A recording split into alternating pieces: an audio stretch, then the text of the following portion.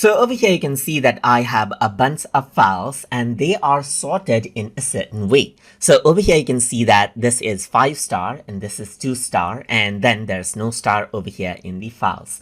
So now what you can do is you can go ahead and sort these files out. So to do that, you can see that right now it is being sorted by ratings, but you can go ahead and sort it by file name, let's say for example, and this just gets sorted out by file name right here. Then you can go ahead and sort it out by file type as well. You can go around and sort it out by date created right here, just like this, sort it out by size and so forth. And as you select these out, you can see that it simply gets sorted out accordingly right here, just like this.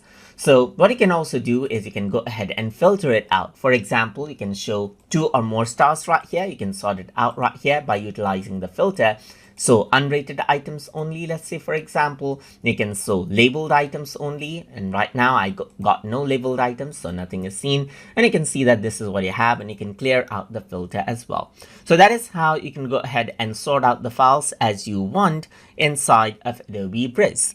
So I hope you guys learned something as always, and as always, please like, comment, share, and subscribe.